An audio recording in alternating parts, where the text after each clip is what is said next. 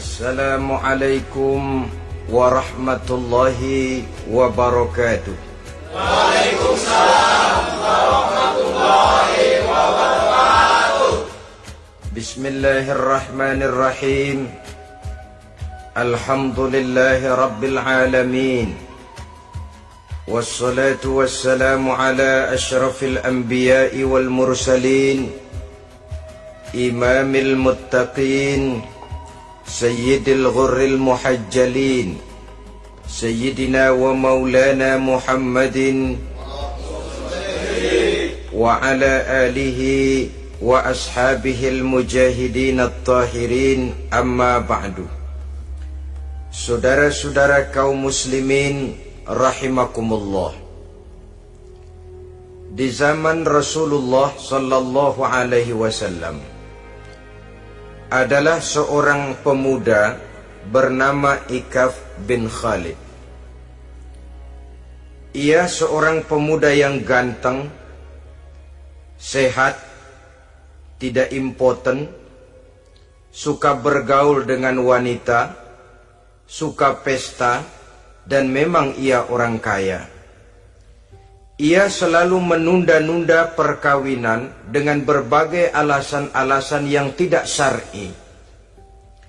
Sampailah keadaan Ikaf bin Khalid ini kepada baginda Nabi, sehingga ia dipanggil oleh baginda Nabi.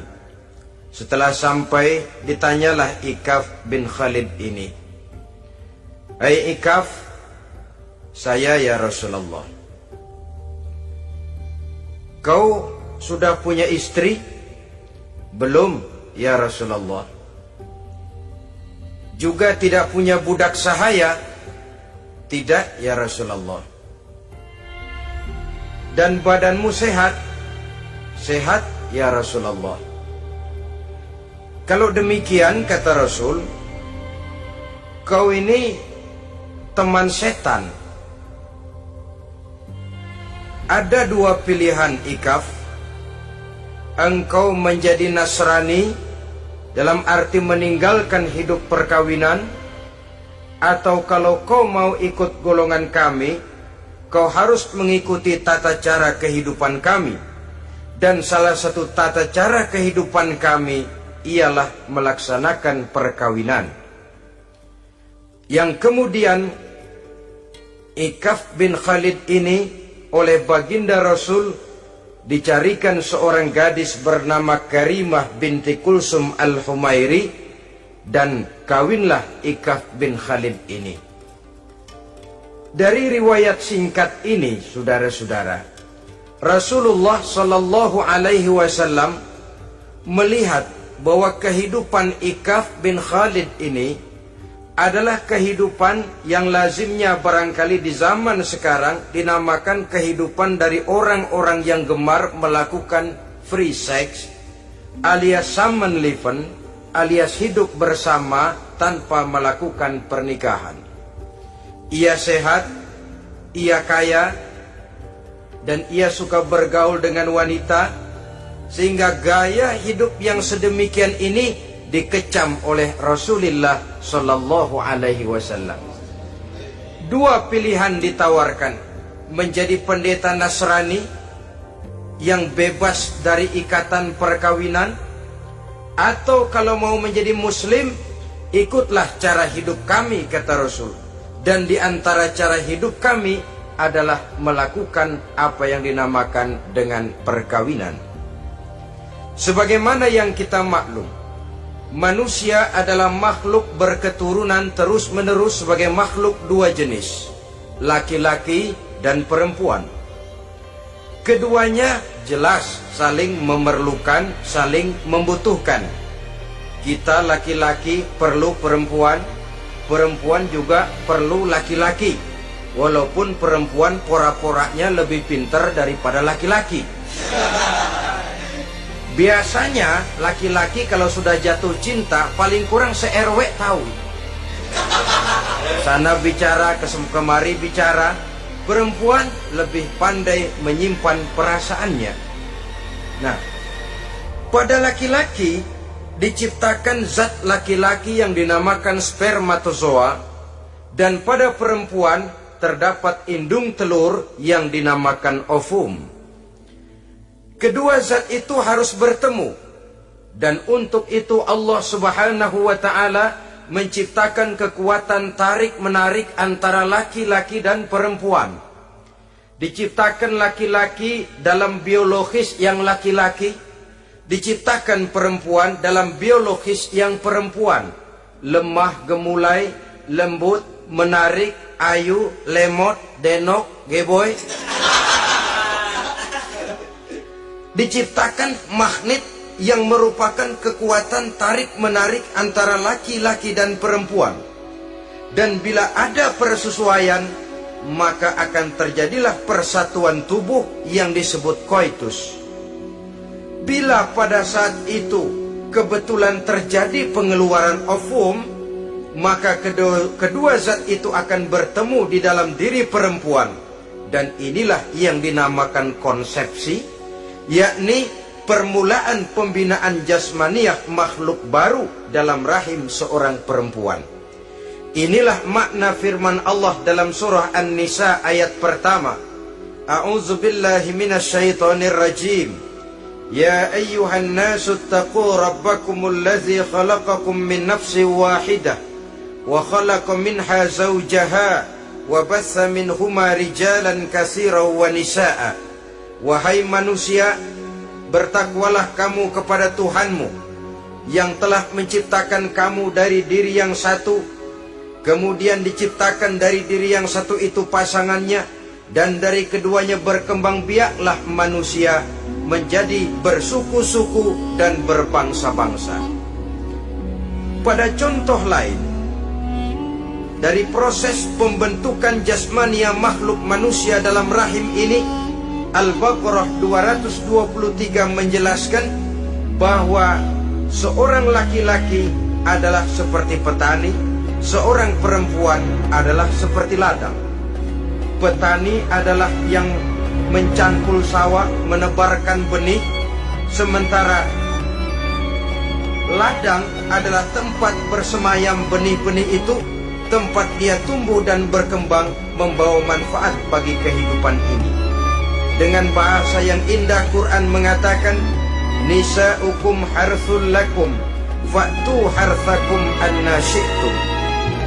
Istri-istrimu adalah laksana sawah ladang bagimu, maka cangkulah, datangilah sawah ladangmu menurut cara yang kamu suka.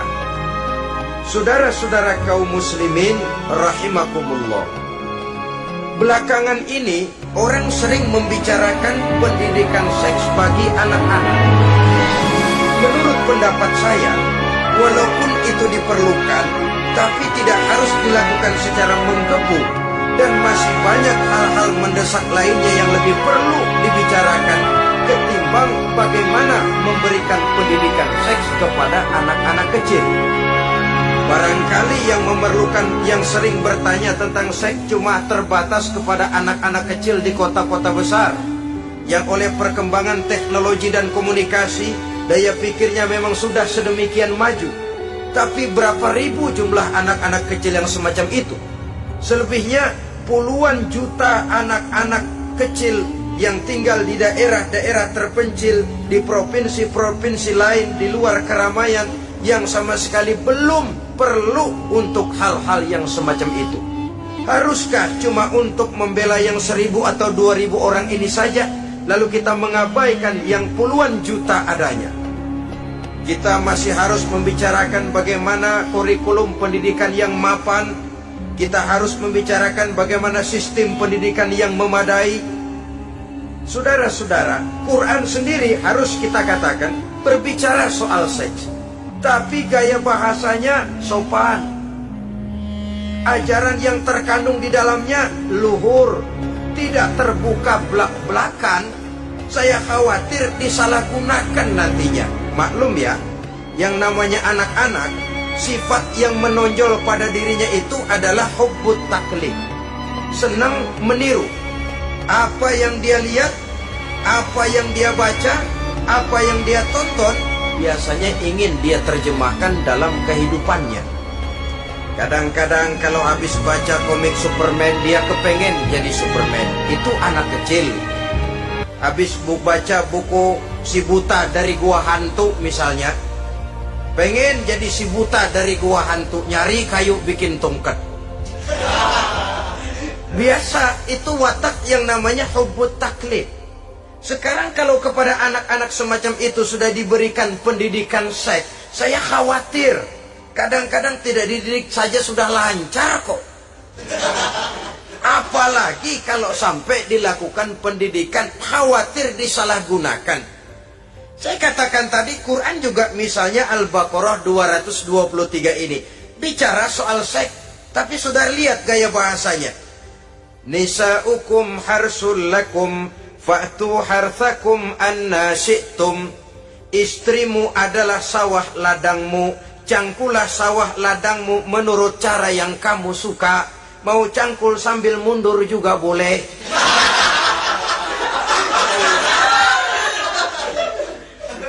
Teknik mencangkul terserah kita, asal yang dicangkul sawah ladang sendiri. Jangan sawah ladang orang lain dipaculin, marah yang punya. Kita lihat di sini betapa dalam gaya bahasa yang sopan Al-Quran berbicara soal ini. Saudara-saudara kaum muslimin rahimakumullah, kesenangan melakukan hubungan seksual digerakkan oleh satu energi, oleh satu kekuatan dalam diri manusia yang dinamakan insting seksual atau libido. Dan libido merupakan energi yang terbesar dalam tubuh manusia.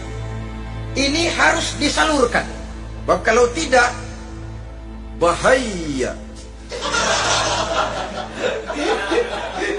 Saudara tahu, bahaya itu lebih bahaya dari yang bahaya.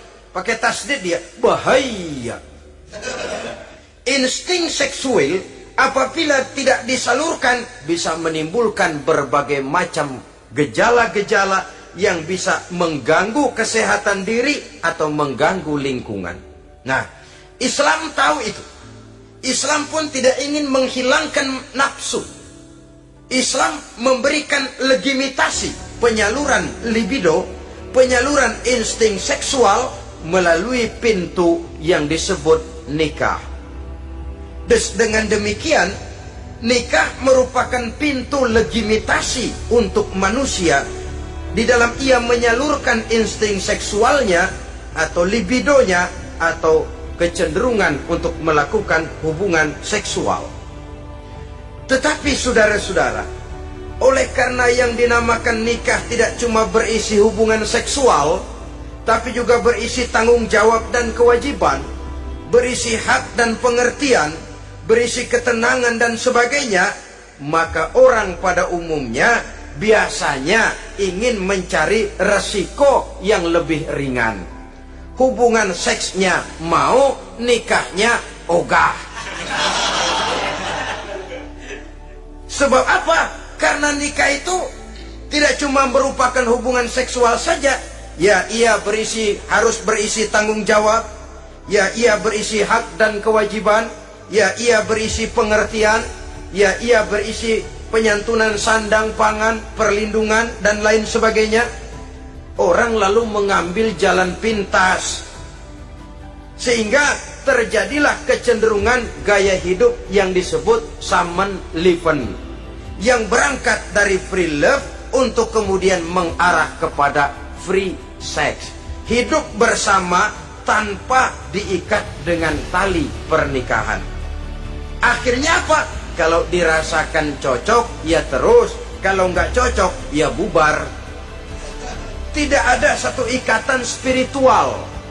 Kalau demikian halnya, maka manusia belum terlalu jauh nilainya daripada makhluk bernama binatang, yang penyaluran insting seksualnya tidak perlu diikat dengan pintu yang bernama nikah.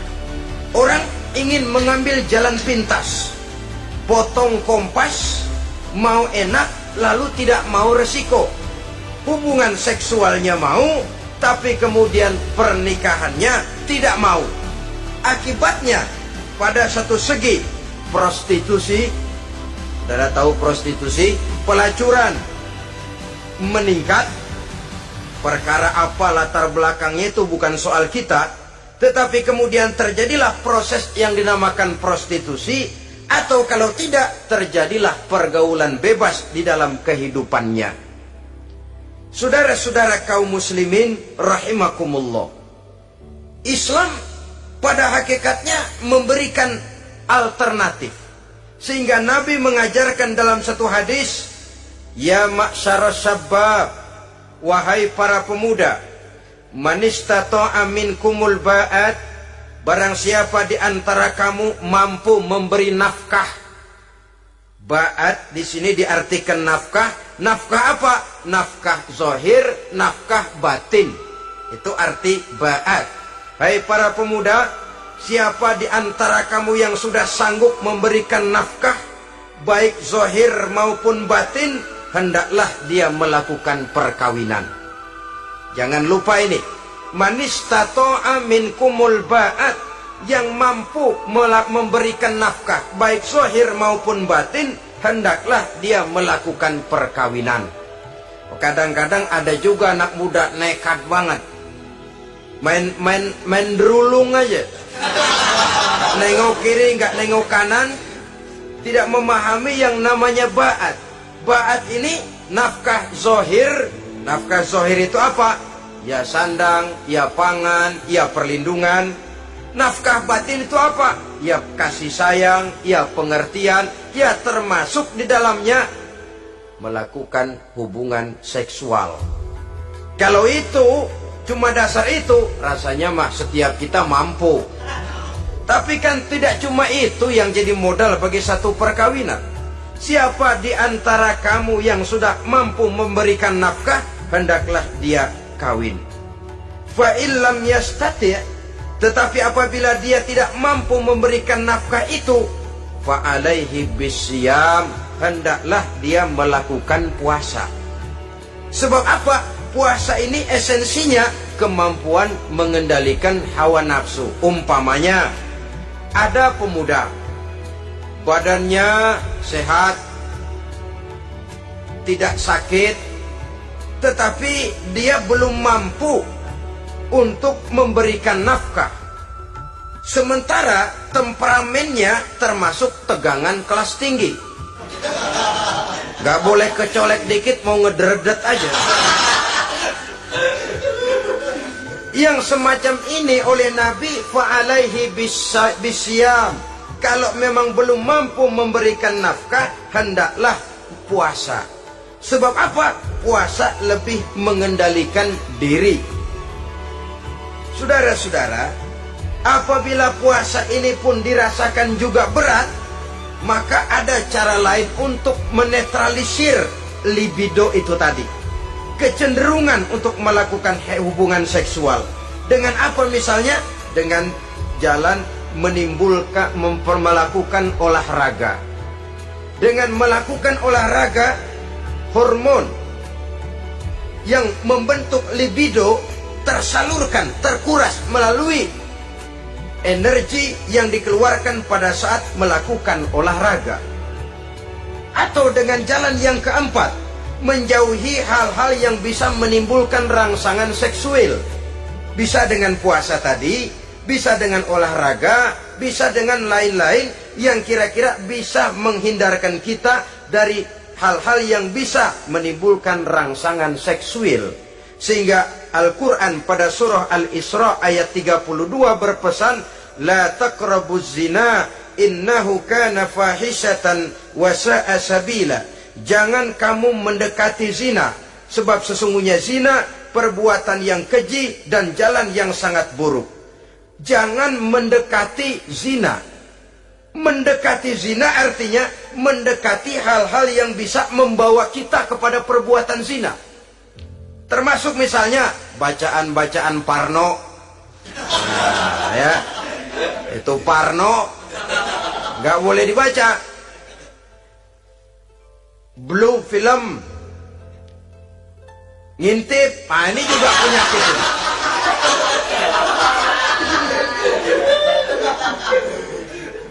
Itu termasuk termasuk dalam larangan la taqrabu zina. Jangan kamu mendekati hal-hal yang bisa menyebabkan kamu jatuh kepada zina. Kalau itu didekati, besar kemungkinan kita akan terperosok ke dalamnya. Sehingga pepatah bilang, kalau takut jatuh ke sungai, jangan main di pinggir sungai. Kalau takut ombak, jangan berumah di tepi pantai. Kalau takut jatuh kepada zina, jangan mendekati hal-hal yang bisa membawa kita kepada perzinaan. Nah, saya merasa prihatin bahwa dimanapun di dunia ini, modernisasi, kemajuan sering membawa proses pergeseran nilai. Cepatnya arus komunikasi. Apa yang terjadi di Amerika hari ini bisa kita tahu hari ini.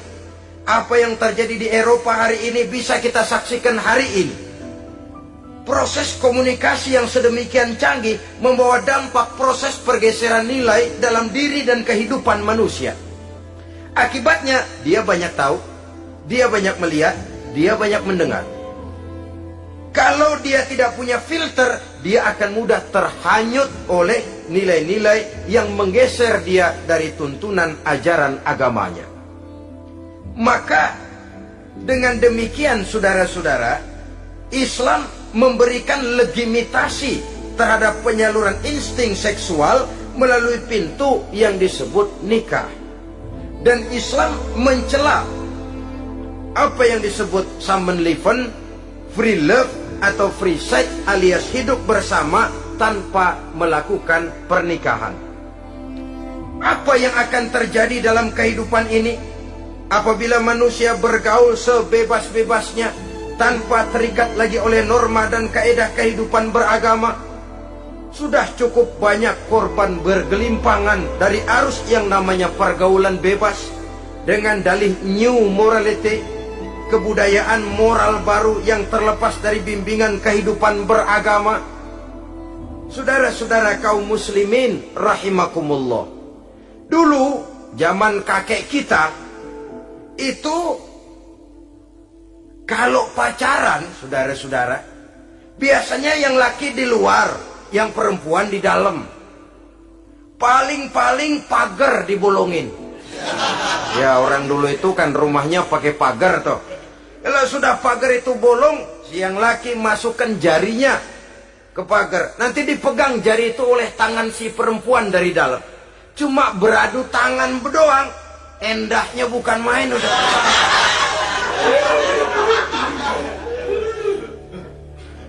Sekarang saudara-saudara, saya lihat kayak orang beli sepatu. Orang beli sepatu curang banget. Beli mah belum tentu jadi, nyedengin hayo aja.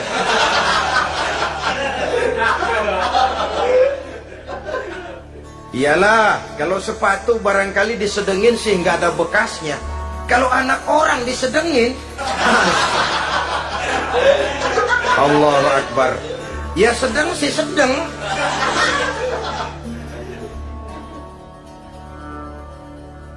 Saudara-saudara kaum muslimin rahimakumullah, terhadap pintu legitimasi ini pun kalau manusia sudah sanggup melakukan ba'at, baik nafkah zahir maupun nafkah batin, kalau itu tidak bisa dia lakukan, hendaklah dia menjaga diri dari hal-hal yang bisa menjerumuskan dia ke tempat zina. Bisa dengan puasa, bisa dengan memperbanyak olahraga, bisa dengan menggiatkan belajar, study club, diskusi. Ada pepatah mengatakan 3 hal yang bisa membawa kerusakan. 3 kosong. Kosong iman, kosong kantong, kosong perut. 3 kosong ini yang sering membawa kerusakan dalam diri manusia. Pertama, kosong iman. Yang kedua, kosong kantong. Yang ketiga, kosong perut. Ketiga kosong ini kalau sampai kumpul pada diri kita 3-0, berapa yang ngubernya? Sering kalah kita. Kosong iman, kosong kantong, kosong perut. Maka motif dari berbagai macam kejahatan umumnya karena 3 kosong ini. Orang bisa jatuh ke tempat zina, bisa jatuh kepada korupsi, bisa jatuh kepada perampokan, pencurian, dan berbagai macam perbuatan negatif. Pertama, kosong iman. Kalau sudah kosong iman, ini kosong yang paling berbahaya. Dia tidak ada lagi yang ditakuti. Polisi, ya apa selamanya polisi mau nongkrongin dia. Kalau sudah kosong iman, ini sudah tidak ada lagi norma yang diindahkannya. Yang kedua, kosong kantong. Orang kalau kosong kantong mudah gelap mata. Bawaannya udah was-was mulu uringan. Kosong kantong. Yang ketiga, kosong perut. Kosong perut ini lapar, kemiskinan maksudnya, bisa membuat orang jadi jahat, bisa membuat orang menjadi pelacur, bisa membuat orang jadi koruptor, bisa membuat orang jadi penjahat. Itu motifnya karena kosong perut. Dari 3 kosong ini yang paling berbahaya sesungguhnya kalau orang sudah mengalami kosong iman. Perut kosong, kantong kosong, tapi iman penuh, masih ada rem. Kantong kosong, perut kosong, iman kosong juga, jebol, bablas sudah. Tidak ada rem lagi dalam kehidupannya. Hampir segala macam motif kejahatan yang terjadi di pentas dunia ini umumnya karena 3 kosong ini tadi. Karena kosong iman. Sekarang ini kan pergaulan bebas bukan semata-mata karena orang lapar, bukan karena orang perlu uang, tapi kadang-kadang ada karena memperturutkan hawa nafsu. Kalau sudah ke sana, kosong apa itu? Kosong iman. Ada tante-tante girang, ada om-om senang, ada macam-macam lah. Kurang duitkah mereka? Cukup. Laparkah mereka? Kenyang. Apa yang kosong? Kantong penuh, perut penuh, iman yang kosong. Maka terjadilah proses yang namanya penyimpangan-penyimpangan seksual dari pintu legitimasi yang sudah diberikan oleh agama tadi. Kadang-kadang iman juga tertekan karena perut, persoalan ekonomi, atau karena memang kosong daripada kesibukan-kesibukan lain. Kosong kantong, motivasi ekonomi, ini seluruhnya bisa menjadi motivasi utama dari terjadinya berbagai macam penyimpangan. Karenanya Islam memberikan pintu legitimasi lewat jalan yang disebut nikah. Sehingga Nabi mengajarkan, hai para pemuda, siapa di antara kamu yang sudah mampu memberikan nafkah baik zahir maupun batin, hendaklah dia melakukan perkawinan. Sebab sesungguhnya perkawinan lebih memelihara pandangan, lebih memelihara kehormatan diri. Dari segi pandangan lebih terpelihara, dari segi kehormatan diri juga lebih terpelihara. Diberikan legitimasi lewat pintu yang halal bernama nikah. Kalau sudah didapat dengan cara yang halal, menikmatinya pun enak. Tetapi sesuatu yang didapat dengan jalan haram, menikmatinya pun gak enak, saudara-saudara. Celingak-celinguk. Contoh yang paling dekat, kucing aja kucing. Kucing ya, kalau memang ikan boleh nyolong dia curi di dapur ikan itu. Makannya gak tenang dia. Matanya selata pelotot. Ada kaleng jatuh, lari kencang bener dia. Rupanya kucing sendiri tahu kalau yang dia makan itu barang curian. Tapi kalau ikan kita yang kasih tuh ikan, kucing geledek bunyi, anteng aja dia. Kenapa?